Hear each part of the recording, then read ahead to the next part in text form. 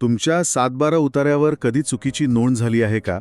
किंवा समजा वारस म्हणून नाव लागायचं राहून गेलं आणि आता ते कसं दुरुस्त करावं हेच कळत नाहीये. अशा चुकांमुळं अनेकदा सरकारी योजनांचा लाभ घेताना अडचण येते. तर आजच्या भागात आपण याच प्रश्नांची उत्तरे शोधणार आहोत. आपण बघणार आहोत की महसुली न्यायालय म्हणजे नक्की काय, फेरफारच्या नोंदीला आव्हान कुठे आणि कसं द्यायचं, आणि ही सगळी प्रक्रिया लवकर कशी पूर्ण करायची. आणि हो, अशीच उपयुक्त माहिती नेहमी हवी असेल तर आपला महसूलशाही चॅनल लगेच सबस्क्राईब करा. हा भाग शेवटपर्यंत नक्की बघा, कारण मध्येच आपण एका मोठ्या गैरसमजाबद्दल बोलणार आहोत. चला तर मग कायद्याचं आणि आपल्या फायद्याचं बोलूयात. चला अगदी मुळापासून सुरुवात करूया. आमच्या अनेक दर्शकांनी विचारलं आहे की हे महसुली न्यायालय किंवा रेव्हेन्यू कोर्ट म्हणजे नेमकं काय असतं, म्हणजे इथे कोणत्या प्रकारची प्रकरणं चालतात. हो, हा प्रश्न अनेकांना पडतो. महसुली न्यायालय या नावातच त्याचा अर्थ आहे. जमिनीचा महसूल म्हणजे लँड रेव्हेन्यू याच्याशी संबंधित हे न्यायालय आहे. सोप्या भाषेत सांगायचं तर जिथे 7-12 किंवा फेरफार नोंदींना आव्हान दिलं जातं ते ठिकाण. याचा मुख्य उद्देश जमिनीच्या महसुलाशी संबंधित आणि नोंदींच्या अचूकतेबद्दलचे वाद सोडवणे हा आहे.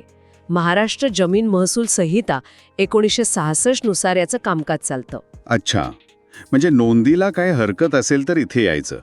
पण समजा खालच्या कोर्टाचा निकाल आपल्या बाजूने लागला नाही, तो मान्य नसेल, तर पुढे दाद मागण्याची काय व्यवस्था आहे? म्हणजे वर अपील करायचं म्हणजे नक्की कुठे जायचं? बरोबर. माझ्या अनुभवातून सांगते, याची एक ठरलेली हायरार्की आहे, एक वरिष्ठ क्रम आहे. पहिला टप्पा म्हणजे ट्रायल. ही सर्कल ऑफिसर किंवा तहसीलदार यांच्याकडे होते. इथे तुम्ही हरकत नोंदवून निकाल घेता. ओके. आता इथल्या निकालावर तुम्ही समाधानी नसाल तर दुसरा टप्पा येतो. तो कोणता? पहिलं अपील. हे तुम्हाला प्रांत अधिकारी म्हणजे SDO यांच्याकडे करता येतं. आणि समजा प्रांत अधिकाऱ्यांच्या निकालावरही समाधान झालं नाही तर मग येतो तिसरा टप्पा म्हणजे दुसरं अपील. हे अप्पर जिल्हाधिकारी म्हणजेच ॲडिशनल कलेक्टर यांच्याकडे करता येतं. आणि एक महत्त्वाची गोष्ट, महसुली प्रकरणात फक्त 2च अपील करता येतात. फक्त 2? अरे बापरे. म्हणजे अप्पर जिल्हाधिकाऱ्यांचा निर्णय आला की अपिलाचे मार्ग बंद. मग प्रवास तिथेच थांबतो का? नाही, तिथेच तर कायद्याची गंमत आहे.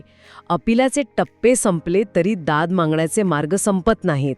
चौथा टप्पा आहे रिव्हिजन म्हणजे पुनर्विलोकन अर्ज. अच्छा, आणि तो कुठे करायचा? तो विभागीय आयुक्तांकडे, डिव्हिजनल कमिशनरकडे करावा लागतो. आणि तिथे नाही झालं समाधान तर शेवटचा 5वा टप्पा. तो म्हणजे मंत्रालय? अगदी बरोबर. मंत्रालयातील संबंधित महसूल विभाग. थोडक्यात तहसीलदार, प्रांत, अप्पर जिल्हाधिकारी, विभागीय आयुक्त आणि मग मंत्रालय, असा हा 5 पायऱ्यांचा प्रवास आहे. तुमच्या गावात अशी प्रकरणं अडकली आहेत का? कोणत्या टप्प्यावर आहेत? कमेंटमध्ये नक्की सांगा. आणि हो, लाईक आणि शेअर करायला विसरू नका. अशीच कायद्याची किचकट माहिती सोप्या भाषेत समजून घेण्यासाठी महसूलशाही चॅनलला आत्ताच सबस्क्राईब करा. आता एक मोठा गैरसमज आहे लोकांमध्ये. अनेक जण म्हणतात मी थेट 7-12ला चॅलेंज करणार आहे. हे कितपत खरं आहे? गंमत म्हणून सांगा, असं केलं तर काय होतं? एकदम महत्त्वाचा मुद्दा आहे हा. आणि असं केलं तर दावा पहिल्याच दिवशी फेटाळला जातो, म्हणजे डिसमिस होतो. पहिल्याच दिवशी? हो, कारण कायद्यानुसार तुम्ही 7-12ला थेट आव्हान देऊच शकत नाही. 7-12 म्हणजे काय? तो फक्त एक आरसा आहे. तो जमिनीवरच्या हक्कांचं प्रतिबिंब दाखवतो. मग आव्हान कशाला द्यायचं? आरशाला नाही तर नक्की कशाला? अगदी बरोबर. त्या आरशात दिसणाऱ्या मूळ गोष्टीला आव्हान द्यायचं.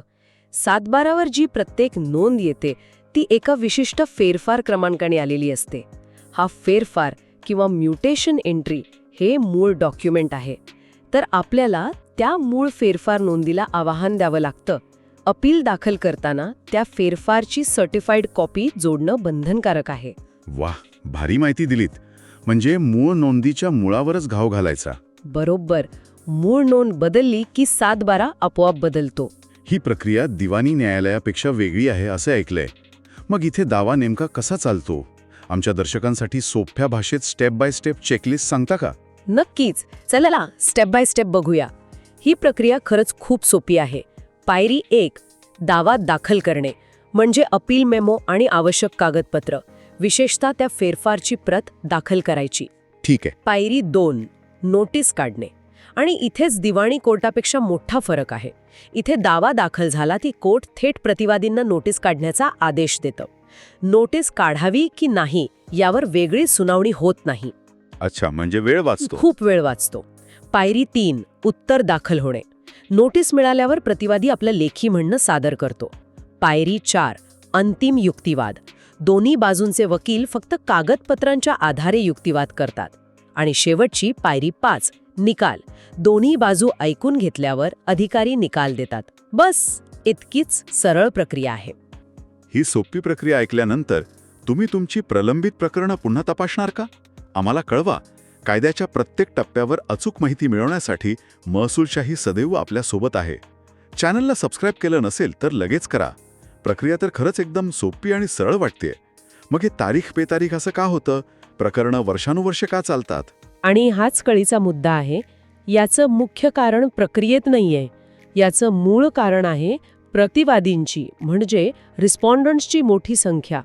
अनेक प्रकरणांमध्ये 50, 100 किंवा माझ्या एका प्रकरणात तर तब्बल 150 प्रतिवादी होते. 150? बापरे, एका केसमध्ये? हो. आता कल्पना करा, त्या 150 लोकांचे पत्ते शोधायचे, प्रत्येकाला नोटीस पाठवायची, ती पोहोचली की नाही हे तपासायचं. काहींचे पत्ते बदललेले असतात, काहींचा मृत्यू झालेला असतो, मग त्यांच्या वारसांना पक्षकार करा. या सगळ्यामध्येच 1.5-2 वर्ष सहज निघून जातात.